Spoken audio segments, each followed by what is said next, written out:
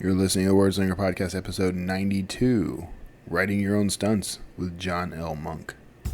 Writing a book. It can be the best way to build or grow your business, or to simply tell the story that you wish to tell. Learn how to write your book in 30 days or less. Pick up 30-day Author today from Amazon, Apple iBooks, or other online retailers.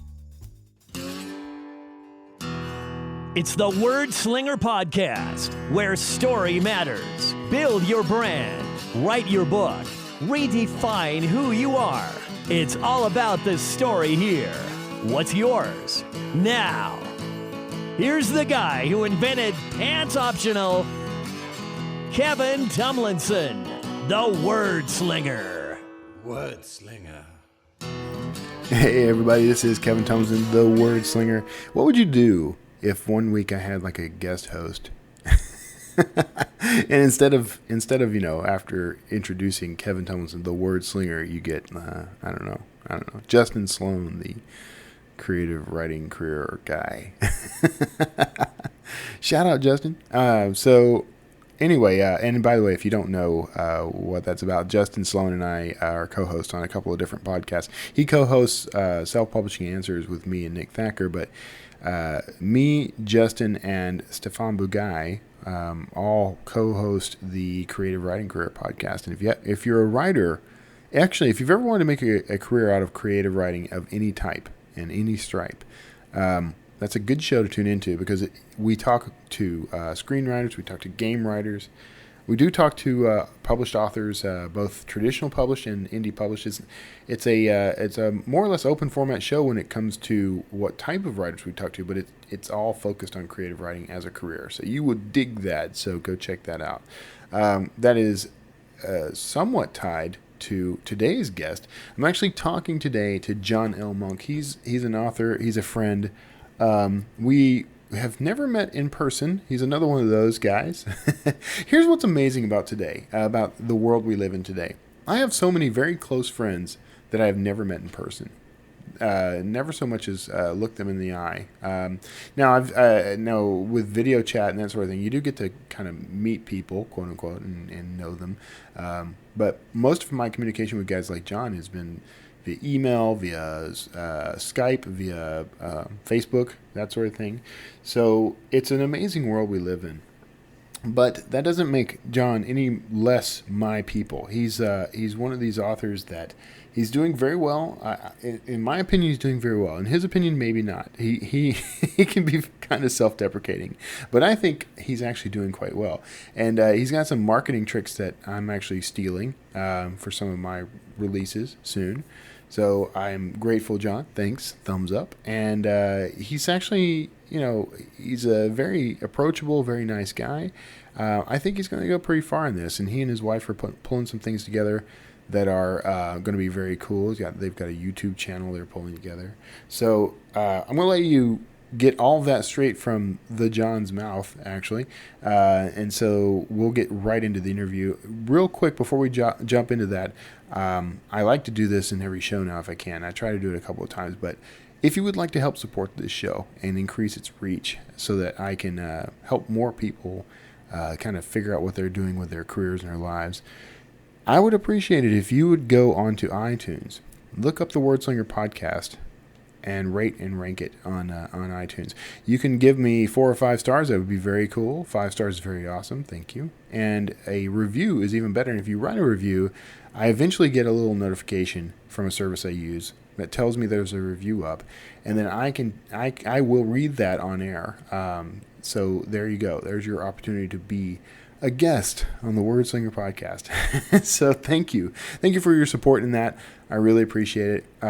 I'm trying actually, if I can get enough reviews quickly in a compressed time frame, I can actually get into the new and noteworthy category on iTunes. And here's what's interesting about that, because of the way they named it. It's new and noteworthy. So if I'm just noteworthy, it doesn't matter that I'm not new. So you can help me get into that. I've been in it in other podcasts. I never have in this one, just because when I started these were my training wheels. This podcast was my starter podcast. So I didn't know any of the tricks. I didn't know anything. when I started. And if you've been listening for a while now, 2 weeks ago was the two-year anniversary episode. Quickly followed, by the way, by my interview with Larry Niven last week. So, which I'm still stoked over. I'm still riding that cloud. So thanks so much for being a part of this growth and this I don't know, this resource that's just getting bigger and just creating more opportunities as it goes.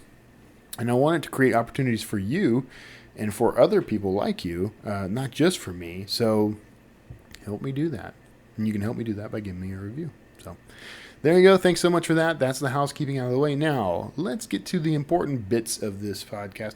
Let's go talk to John L. Monk, find out what's on his mind. And I should probably get to explaining the write your own stunts portion of the title of the show. But you're going to have to check the show notes for that. There you go. A reason to go visit those. And for now, let's talk to John L. Monk. Hey, everybody. Thanks for tuning in. And today I'm chatting with we've been friends for a little while now, mostly via Facebook, but we've been in an actual, what do you call that? A mentor? Mastermind. Mastermind. Thank you. It blew right out of my brain for a second there, which probably means I need to go more. But we've been in a mastermind together for a while now. I'm talking to John Monk. He's the author of quite a few books, actually, but he's the author of The Jenkins Cycle and Hell's Children. And he does some incredible work. I'm a growing fan, John. Honestly, Thanks. And you're doing some cool stuff marketing wise, which I think we can maybe chat about, unless it's still top secret stuff. Oh no, it's totally fine. We can talk about anything you want. Very cool. All right. Well, I'm glad to have you on the show, man. Thanks for coming on. Thanks. It's good to be here with the word slinger. Word slinger. You can almost just taste it. You can just mentally taste it. All right. So let's start by talking a little bit about some of your work. Specifically, let's talk about the two we just mentioned, the Jenkins Cycle and Hell's Children. How's everything going with those right now? Everything's pretty good with Hell's Children. That was sort of I guess it was sort of like my big hit in the last 3 years of kind of going the indie publishing route. Right. But I have 4 other books. I have 3 of the Jenkins Cycle. I have this Thief book I wrote. So if anybody out there likes Ocean's 11 style movies but hates it when they fake all the specifics on how to steal, maybe check that out. But the Jenkins Cycle books, it's this first person narrative about a guy who he dies. Actually, he commits suicide, and his punishment is to continue to kind of come back to life for 3 weeks at a time. And the bodies of these awful people, like, killers, arsonists, things like that. And he has to figure out what they've done and kind of put a stop to it before he's kicked out, because they'll be kicked back in if, he hasn't done something. So that's... It's like it's a Quantum Leap kind of thing. It's like Quantum Leap meets Dexter with, like some humor in there. Not satire, but just, funny situations and stuff like that. Yeah, it gets kind of dark. I like to alternate all of my stuff between like really, really light moments and really, really dark moments. Yeah. And I don't really choose when that happens. The muse chooses when that happens. At least we like to think so. Right. Yeah. Yeah. I'm the same way, man. Actually, you and I've gotten emails before from people who've read our books in common who think we're very similar. So. Those must be very smart people. These are very smart, attractive people. Very attractive. That's right. But I'm digging, by the way, your covers are always pretty amazing. How do you handle your cover design? I started out with, I won't say a name, but basically I started out with like a really bad cover design, like, Microsoft Windows 93's Paint, right. kind of thing, and it was just terrible. And I quickly moved on to Damon Za, and he did like the first couple of books for the Jenkins Cycle, and he was really good and everything like that. But I eventually decided to rebrand under this really awesome designer, equally awesome.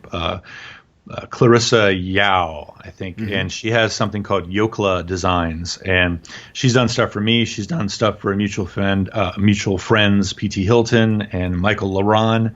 I think she did something for Johnny, Sean, and Dave. Actually, it was their Yesterday's Gone, I think, but it might have been a different one. She's absolutely really amazing. And one of the things I like about covers is, I like a lot of color Yeah. in my covers. You can sort of see it. It's just got to obviously be genre appropriate. There's another cover that for my Thief book, there was another wonderful writer named Lindy Moon. She was one of the first authors that I ever kind of came in touch with, and we were just like bosom buds for the last several years, and then she decided to do a book cover for me, and she did an amazing one for Thief's Odyssey. Check it out.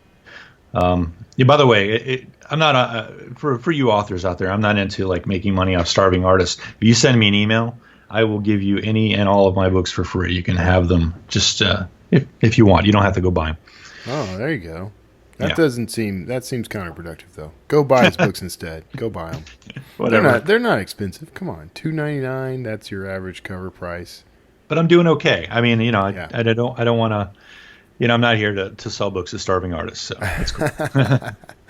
Well, the thing is that everyone's a reader. If you're listening to this show and you're not a reader, you're really listening to the wrong show, honestly. To get out there and pick up some books. Yeah.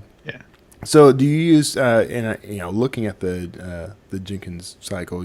Each book has a sort of color code, I guess. Is that intentional? Like, with each book you pick a different color theme, or what's the story? Well, I think it'd just be kind of strange if the first 3 books are red, and then there was a blue one, and then there was an off yellow one, and back to a red again. So I guess I don't like consciously say, oh, this will be a bluish theme and this will be a reddish theme. I just think that they will alternate because it'll just seem nicer, Yeah. And in fact, I never even said that to the designer. The designer just knew to do this because, it's funny too. That first cover I just think is absolutely, it's just sort of stunning, Yeah. I'm so happy with the redesign of these. I'm just going to sit there and brag about my own stuff. Yeah. And I gave you a hard time because that the cover for Kick is loosely similar to the cover for my book Evergreen. I gave you kind of a hard time over it, but I was just kidding.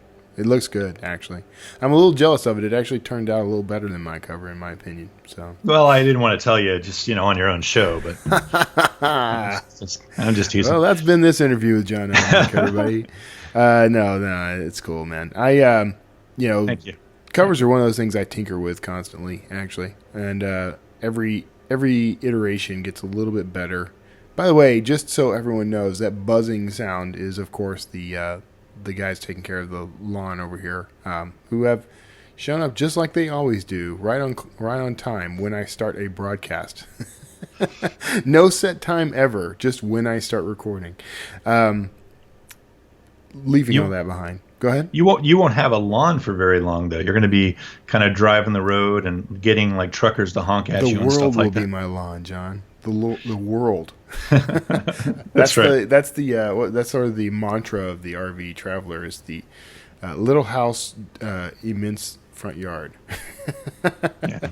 Get off my world. Get off my world. And by the way, I do dig the Thief's Odyssey cover. It's very reminiscent of kind of a Hitchcock type. The caper films. That's what it really comes down to. Those heist films. Well, what's the guy that does the it's the guy that the Jack Reacher. Lee Child. Lee Child. So his covers, it's funny when I was selling over on Apple and managing to move a few books. My books were like neck and neck with his for like the first 2 weeks of my promotion over there.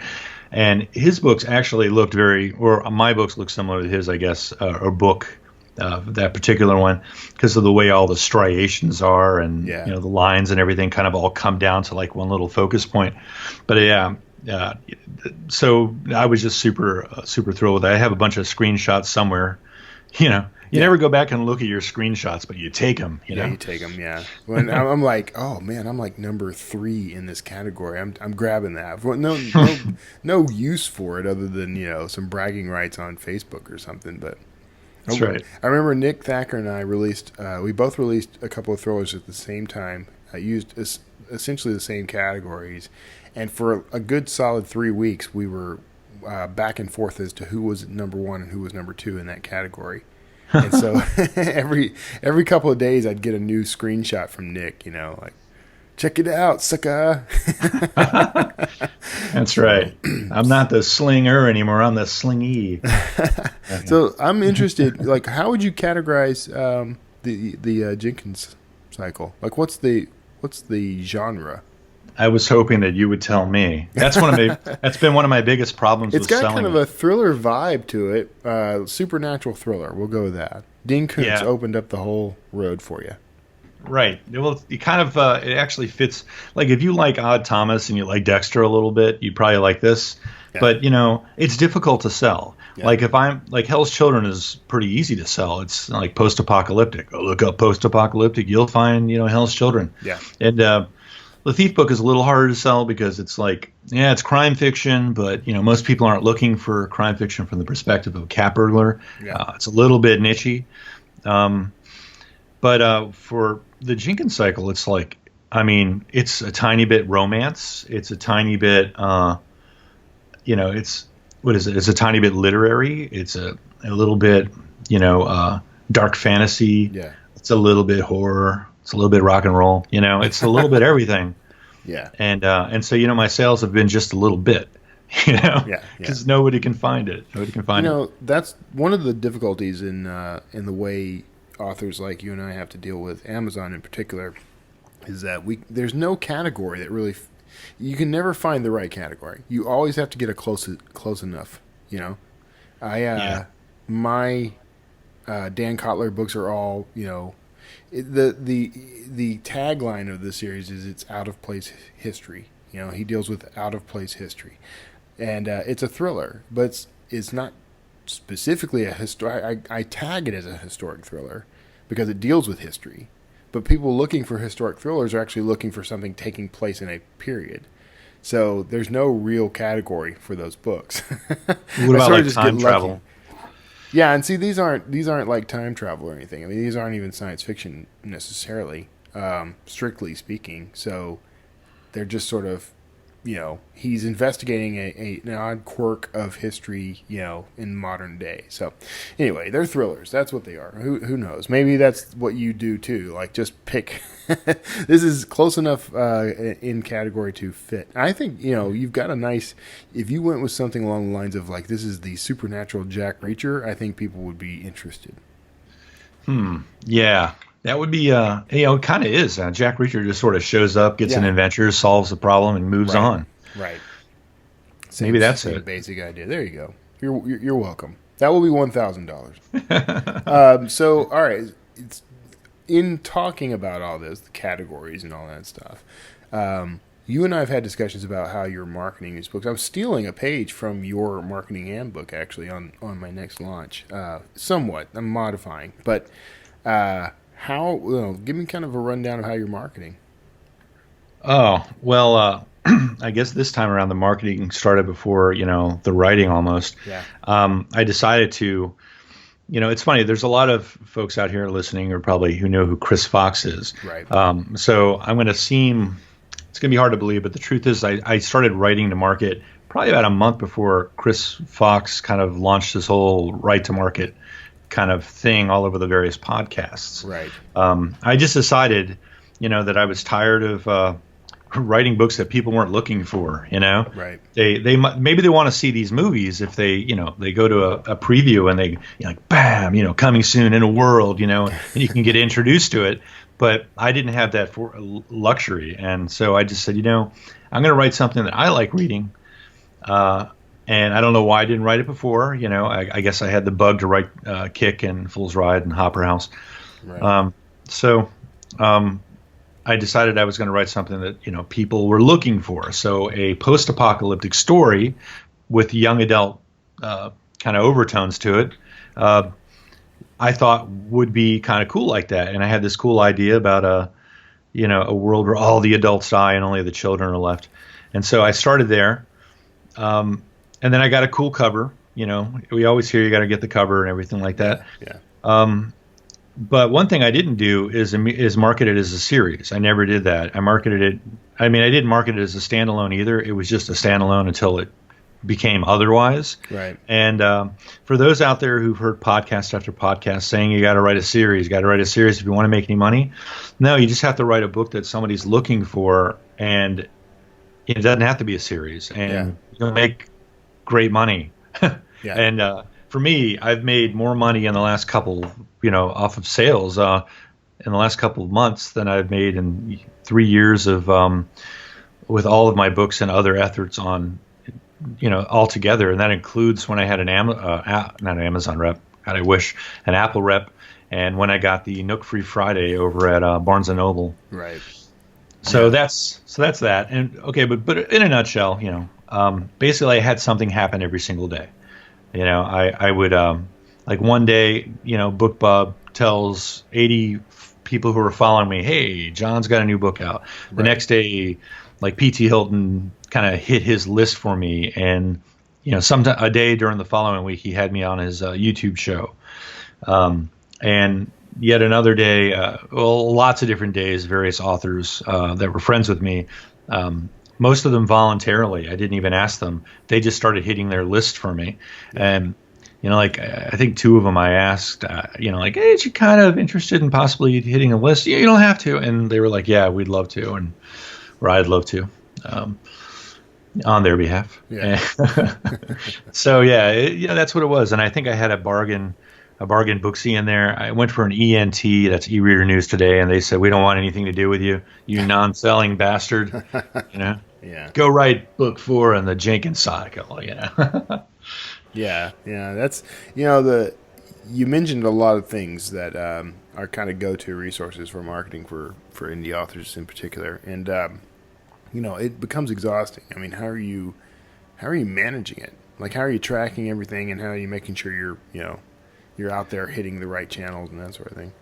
Basically, it starts with a spreadsheet. I have a spreadsheet for every day of the launch, Monday, Tuesday, Wednesday, and I just throw things in there like, bargain booksies on Friday afternoon. And I'm not too sure about this person here who said that they would kind of Facebook me, so I'm going to throw this sure thing in here and ask so-and-so, hey, or can you hit your list that day? And they say, sure. And the person who said that they were going to do, something 3 days in a row, well, they take the 3 days in the next week. And basically, I just look at that spreadsheet, and I make sure every single day has something in there. And here's the thing, like, you might not have a lot of friends who are going to hit their lists for you. When I say hit their list, by the way, I mean like they have a mailing list, and they send out spam to their mailing list about you. Right. Right, which is a huge ask. Okay, so you might not be so fortunate as to get that. But one thing you can do, and it's just amazing, especially, only if you're in Kindle Unlimited on Amazon, is you can do these. They have 2 types of ads. They have the sponsored products, and they have the product display ads. Mm-hmm. Sponsored products really save you money. They just really do. You spend about $1, you make $1 if you have a very well targeted ad that says exactly what the book is about. But the other one is this product display ad, and those are the ones where you open up your Kindle and you see like a book there, and like, oh, I like that book. I will click that book and buy it. All right. And that's the one. Those are the expensive ads where you have to have $100 budget, and they. I actually haven't spent money with them. I've just talked to various people that have. Right. And basically, what it is they are inefficient in using your money. You'll spend $200 and you'll get $100 worth of sales. The difference is that you can get sales fairly quickly. Yeah. And you need to have fairly quick sales. The other one saves you money and you get sales that dribble in like 5 a day or something like that. But you need more than that if you want to be sticky after a launch. You need to have. It would be nice to have $100 worth of sales in a day, like for 2 weeks straight, and then Amazon goes, wow, this person, people are interested in their book, even though they're the ones that made them interested. There's that keyword association that happens with like post-apocalyptic, in your book, in my case, where every time someone searched for post-apocalyptic, your ad came up, and then they clicked that ad, and then they bought that book. Suddenly, the relevancy score of your book is just amazing. So I got lucky in that respect. Discovered that accidentally. But that was because I was using the sponsored products. But the expensive ones, going back to the spreadsheet, if you've got holes in your little daily this and that, put some money in it. Put drop $100 on a Wednesday where no one was going to hit their list, and do it again on a Sunday, where you weren't going to go on a podcast for readers, or you didn't have a bargain Booksy or an ENT. I even asked BookBub to advertise for me, and of course they said no. But they don't say that they don't do new releases, but they don't do new releases. I don't care what they say. Yeah, so. That seems to be accurate because and I'm sorry again, the freaking yard guys. They're literally right under my window.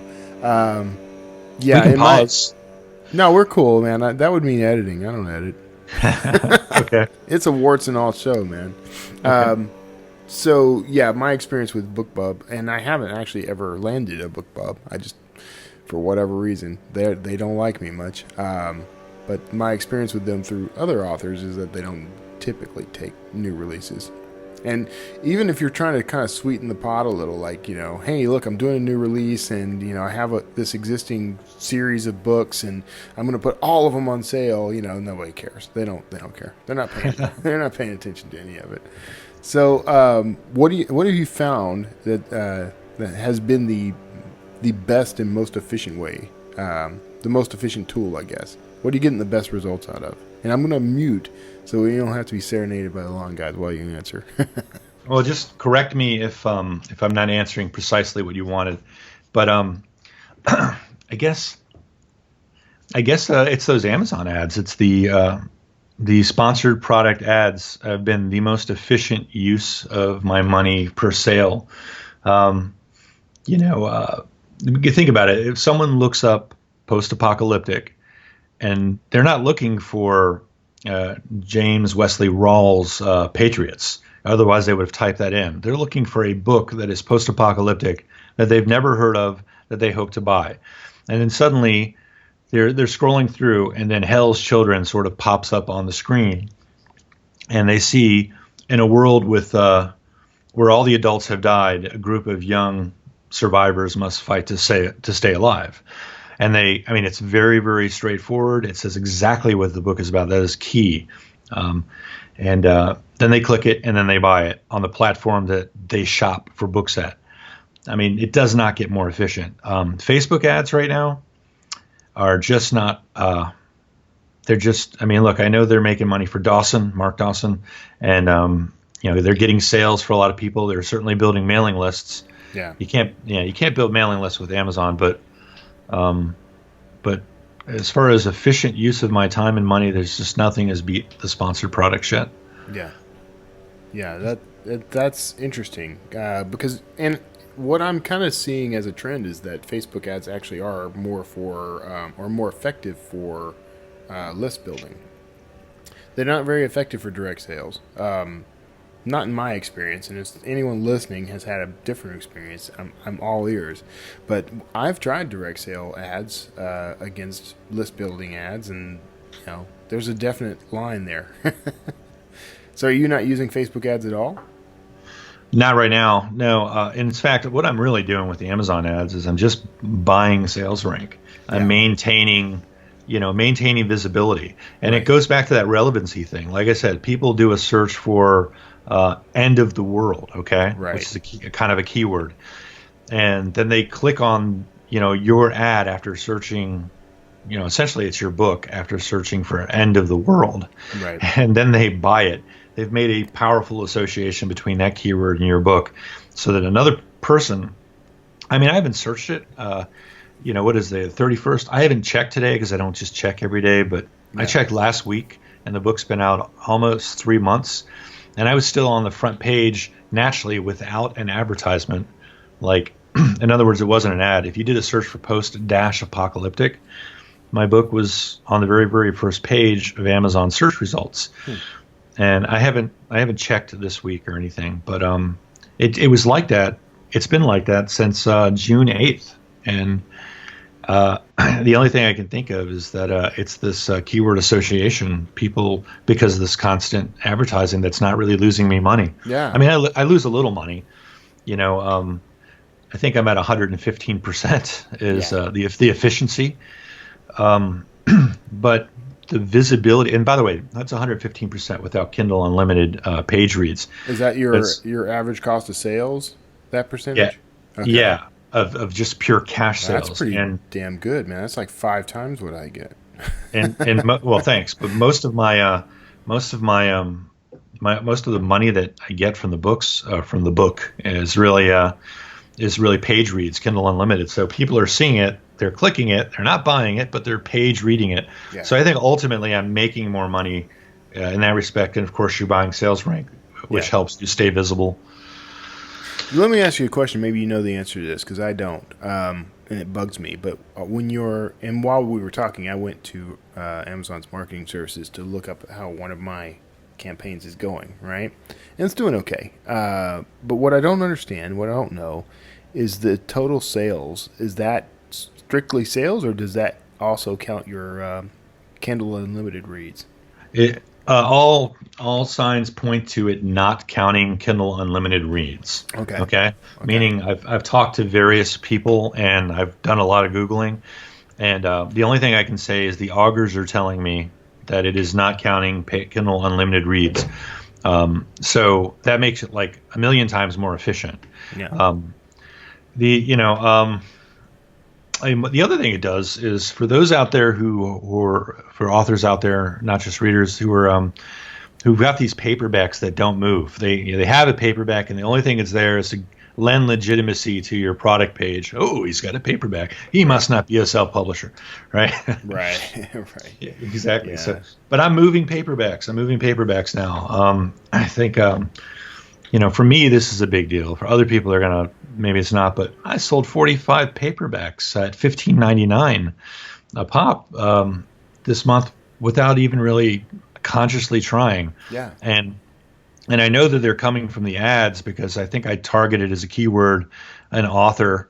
By the way, targeting authors seems to be the most efficient use of the money, but you get less sales.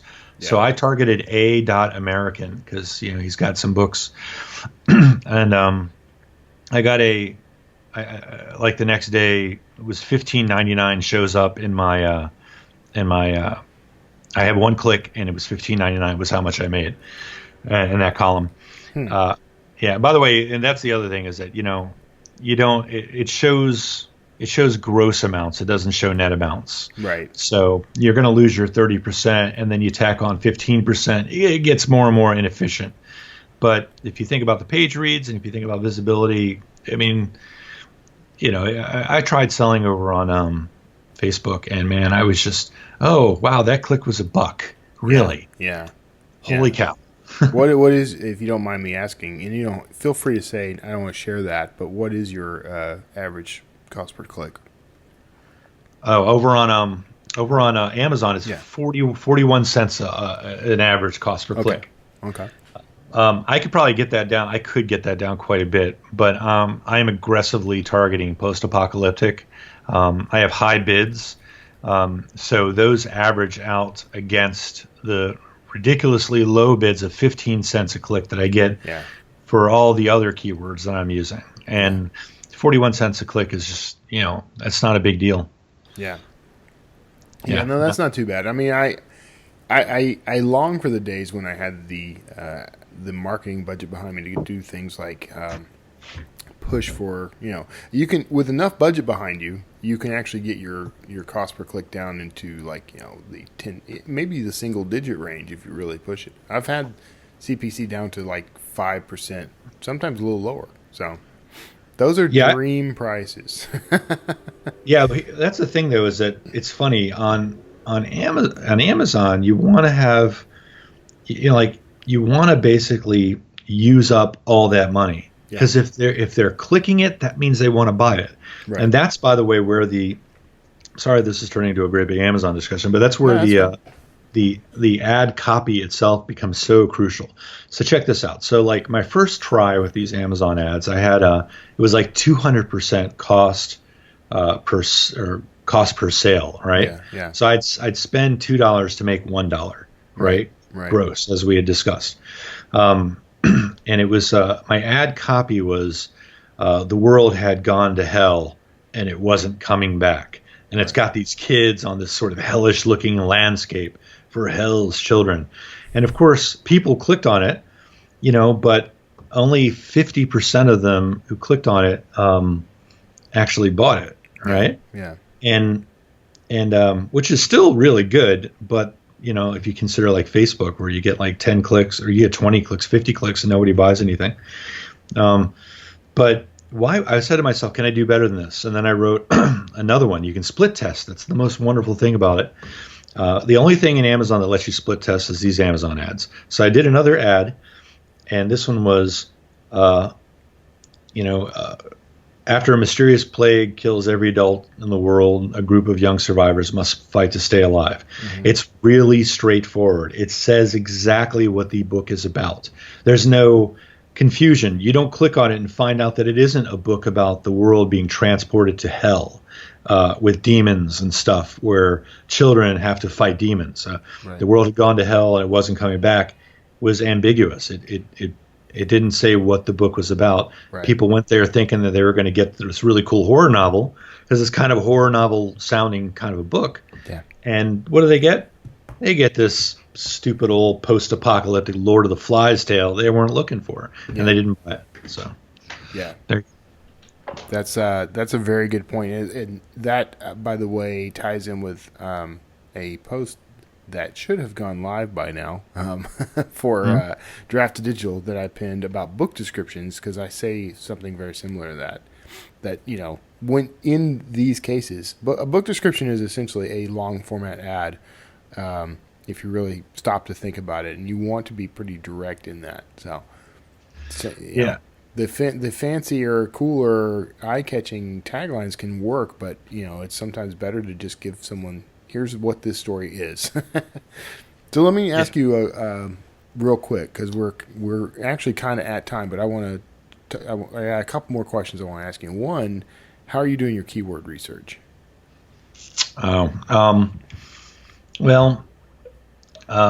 That's the cool thing about the Amazon ads. And by the way, you can use Amazon ads to generate keyword ideas for anything, because you can see the impressions, you can see the number of clicks, and you can see the engagement, obviously, if they're buying it or not. So I just sort of wing it off the top of my head. The first thing I started with was a bunch of high concept stuff. Fantasy, right? Post-apocalyptic, science fiction, young adult, the very, very high things like that. And of course, the prices for those clicks are a bit higher. Yeah. But like I said, Amazon doesn't waste your money, not with the sponsored products. If you bid $50 on a click, and the second highest bidder was like 71 cents. Then you only pay 71 cents, even though you bid $50. Yeah. Now, where they get you is the high rollers start. They come in with a $500 budget, $50 a click, and they use up their money against each other fairly quickly. They drop out briefly, and then all the little mensch and little minnows come rushing in and getting their low click rates until the big kids, take out another loan and come back in with the big money again, because everybody has a daily budget, Yeah. So I just started typing out the big concepts, and then I ran out of big concepts, and I started coming in with other author names, other book names, like the Hunger Games and things like that. And how those do? They don't do as well, but as far as the throughput. Yeah. They don't push a lot of books, but they push them super efficiently, where I get like 45%, where like, I spend $1 and I make like $3, Yeah. So they're very good for that. But you're seeing some traction off of using the actual author names? Yeah, I do see traction, but I don't see a lot of traffic. I see, I probably get like a handful of sales a day. Yeah. And then those odd paperback sales, like American, that I got. Yeah. Man, those are just awesome when you see those. those. So I mean, ultimately, what it sounds like, you don't get a lot of traffic coming to it, but they're very efficient for conversion. Right. Yeah. That's something to be said for that, though. I mean, I would rather have a low performer that I can rely on than a high performer that only gives me like a 1 or 2% return. So I'd be okay with that. So Yeah. we chatted about this a little before the show started, but I meant to ask, what are you reading right now? Right. That's the most ham-fisted way to get to this, What am but I still want you to talk about it. Okay. I'm halfway through A Million Indie Author Friends books, and if you're listening, I apologize. Uh, it's just what it is. Yeah, it is what it is. Yeah, I'll eventually finish everybody. I'm halfway through a bunch of Stephen King books, but one of the ones I'm reading right now is a serialized at the moment book by Michael Bunker called Hell and the Sea. Yeah. It is a sort of it's a fiction novel that is writing very non-fictionally, I guess, about his experiences in the early days of Kindle, Amazon, being associated with Amazon and being an indie author. Back in the days of John Locke and Hugh Howey and Amanda Hockett, and it is the most kind of like behind the scenes. Oh my God, that's amazing kind of thing that I've ever kind of read, and I just can't get enough of this stupid serialized book that he's got, and I don't know what's going to happen when it actually kind of comes out of his Patreon only serialization, one chapter every couple of weeks kind of thing, and actually start selling commercially and I think he's going to probably end up getting kind of a trad pub deal, but I'm speaking. This is me just guessing. It's I just I have a feeling. Okay, so but anybody who wants to get it, I think you can get the very first chapter, which is a hell of an eye opener to begin with, if just by like subscribing to his mailing list. Yeah, and but you can also you can get the kind of the up till now roundups by doing his Patreon thing. I don't do a lot of Patreon. I don't have that kind of money. Yeah. I don't have Tumlinson money, Wordslinger money. But I did have for this. money though, is what you're saying. Yeah, go ahead. I did this because it's just so good. The writing's incredible. I haven't read anything else by him because I'm afraid a lot of times to read other indie works of people I know because what if it doesn't live up to my expectations? I know, man. I'm so hesitant because even when I get like glowing recommendations from people whose opinions I actually trust, I'm a little wary because I've picked up some books that got rave reviews from readers that I know. And within the first, few pages, I'm like, this is maybe it's just not for me. And I don't ever trash them. I don't give them a bad review or anything like that. I just, don't finish reading it. Yeah. I don't give them a bad review, but I get all my friends to do it. Yeah. No, I'm just joking. Yeah. Totally joking. Wordslinger podcast, and I ask everybody to go trash this book. No, I'd never do that. All right. Well, we're at time. And that book was, and you can find that on Michael Bunker's website, right? Do you know the It's URL? called. No, Okay, I figure michaelbunker.com. I think that's probably it. Yeah. Hell in the Sea. Okay. Yeah. All right. Well, Dom, you've told me to check that out before, and I've delayed and dragged my heels. I did connect with Michael on Facebook. I should get him on the show at some point because he's an interesting cat. He's got his lifestyle is interesting. he's such a nice guy, and he's like you wouldn't think like that great big beard he has, and like this whole Amish kind of lifestyle he's living. But like this guy, like kind of riffs off of like the tiniest minutia of the Breakfast Club, and Weird Science, and all those. Like he's totally checked into like a lot of the kind of geeky pop culture references and all that stuff. And you never expect it when you see him. Yeah, he posts a lot of photos of like here he is at the airport and being surrounded by people who are just curious about him or whatever. Like he's an interesting guy. I'll check him out. And as I understand it, he is not a big fan of Hugh Howey. I've heard that rumor. No, it really is actually a rumor. There is the funny thing about the Hell in the Sea is that he changes all the names to protect the innocent and guilty alike, right, including the main character's name, which I think he writes. I think it's him, writing from his own perspective. Like I picked up the ice cream and kind of walked over there, kind of thing. It's him, right? But right. The name is different. But it's like it doesn't seem like a witch hunt or anything like that. It's just his opinions at the time and all the different characters he ran into with self-pubbing. Right. And yeah, I mean, I haven't seen anything that's like devastating or anything yet. And I'm waiting. Yeah. He keeps teasing. But I'm only kidding. I need to get him on just to talk about that. I think that's amusing. That's pretty funny. All right, well we're a little past the time I normally cut these off, but it's been a great conversation, man. Yeah, despite lawnmowers and leaf blowers. So I appreciate you coming on and sharing what you're up to. Yeah, I'm happy to be here. It was fun. Yeah. So everybody else, stick around. You're going to get a wrap up. I would never deny you that.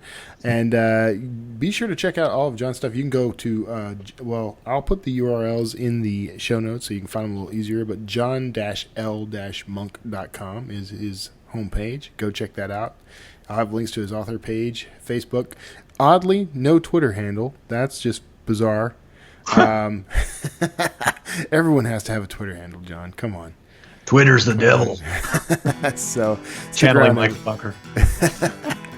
Thanks, man. All right, stick around, everybody, and we'll wrap it up. Take care. That was my interview with John L. Monk. I hope you enjoyed that. I actually interviewed John. Well, after interviewing him for this show, I interviewed him for 8 questions, and then that interview went live before this interview. So you can actually go check that out at the 8 Questions podcast if you look for that on iTunes. That's one that I co-host. Not co-host. I sort of rotate in as a guest host. I'm one of many, so you can go check that out. That's part of the Sterling and Stone network. Sterlingandstone.fm, I think, is the. Don't quote me on that. If you can't find it, I may have already put it in the podcast menu bar on my page at wordslingerpodcast.com. But if you just search 8 questions, the number 8 questions, Tomlinson, Kevin Tomlinson, you'll find me. You're bound to find. I did several episodes for him so far, so go check that out. That's a great show, and for a lot of people, it's a kind of a new one. And I know they're going to revamp some things over at Sterling and Stone as far as their network goes. I'm kind of looking forward to seeing how that shapes up. I hope they still want me to be a part of it. I'm kind of enjoying doing some stuff for those guys. I'm just on a lot of podcasts. What can I say? What can I tell you? Now, thanks so much for being a part of this podcast. If you, again, I'm going to bring this up again because I want to bookend it. But if you'd like to support this show, help it reach more people, and help me extend sort of the footprint of the show, go and find me on iTunes and give me a rate and ranking. Give me, if you don't mind, I'd love 5 stars. Go ahead. I'm asking. Give me 5 stars. My grandpa always said, you never got a thing you didn't. Well, I messed up my own aphorism. He never got a thing he didn't ask for, even if it was a punch in the mouth. And that always meant to me that you get what you ask for in life. And I'm asking for a 5-star review and a nice little blurb that I can read on air. So go forth and do that. And if you'd like to find all things Wordslinger, you can do that at wordslingerpodcast.com, where you can actually not only listen to past episodes, which I encourage you to do, you can. There's all kinds of cool stuff you can do there. Actually, you can go and click on the little button that the little pop-up that comes up on the right-hand side of the screen that will allow you to leave me a voicemail. Or you can do it the old-fashioned way. Call me 281-809-WORD 281-809-9673. If you leave me a voicemail, I'll read it on the air unless you say otherwise. But feel free to compliment the show. I don't mind that at all. I've got a nice little ego. But you can also ask questions. If you've got questions for me about writing or publishing, about the indie industry at all, I can answer those questions. Going wide is a topic I'm talking about a lot lately, and by that I mean distributing at more than just Amazon. If you're an author, writing your first book. I can answer any questions you have. If I can't answer them, I will point you to where they can be answered. I'm good like that. You can also just, ask questions from my past guests. If you know of any future guests, which would be rare because I don't often post who's going to be on the show, but if you know of any who are coming up, and I can tell you, I'm going to be talking to Michael Bunker soon. If you haven't heard, you heard about Michael Bunker in this interview, so I'm going to be chatting with him pretty soon. And I got a few more guests. I'm not really prepared to. There's one in particular I'm really excited about. I won't be talking to him until November though, and I don't want to announce it just yet. Once I've got the interview in the can, maybe. Whatever. All right. So, but go check out wordslingerpodcast.com. And while you're there, cruise around on the site. You can actually pick up, I've got my books are available there. I'm revamping. I may have done it by the time you hear this episode, but I'm revamping my books page using the universal book links from Draft Digital's site, books2read.com. And if you're an author, this is an incredible tool. And I'm not just saying that because I'm their director of marketing either. I'm saying it because I would have used this regardless. It's a free tool. You don't even have to register if you don't want to. But if you do register, and I recommend it, you get some nifty little perks like being able to do custom URLs, being able to track, so you get some data to track who's clicking through on what. So you can see who among your readers is hitting the Amazon storefronts or or any other storefronts, where they're shopping the most, the regions that they're in, that sort of thing. So very cool tool. I would use anyway. It's absolutely free. Even if you register, it's free. And I would actually recommend doing that. And also, if you are an author, no matter how many books you have, you should sign up at Draft Digital. Here's the deal. Amazon offers some really great incentives for you to stay with them exclusively. Exclusivity has its perks, mostly in the form of the KDP Select Fund, which I'm butchering, but it's their fund that they offer to KDP Select authors, so that you can offer your book through Kindle Unlimited on Amazon. And it would be free for the reader, but net you a payment per page read. And that's cool. I'm not going to lie to you. That's a pretty awesome thing. And I used it for quite a while and made quite a bit of money off of it. And if you're just starting out, that may be a good strategy for getting a start and building an audience. But what you'll learn pretty quickly is, being an author is being in business, and businesses don't do well when someone else controls their inventory, controls their distribution. When all that stuff is entirely 100% out of your control, you're in danger. I mean, I have no better way to put it. So you are far better off going wide and distributing to as many channels as you can. At least having the option of doing that. You being locked into one distributor comes with some of its own dangers. There are sometimes also advantages to that, but as authors, I don't think we can afford it. But anyway, that's a topic for a whole other show. I'm probably going to get into an argument with Amazon about that at some point, maybe even in a direct argument. But there you go. So, and I'm pre-recording this show because I'm going to be at NINC. And so when this airs, I will have already been there for the entire week of the conference. But if you saw me there, hi again. And otherwise, I'm thinking I'm going to get a chance to talk to some representatives from Apple, from Amazon, from some of the big names out there. And I'm going to ask them some questions and probably get into a little bit of debate. And we'll see how that goes. So. Yeah, it's already happened by now, so I may be cringing as I listen back to this episode, remembering the carnage. But anyway, thanks for tuning in. I'm going to go ahead and let you off the hook here. Make sure you tune in next week for another great episode, and thank you for being a part of the Word Slinger podcast. We'll see you next time.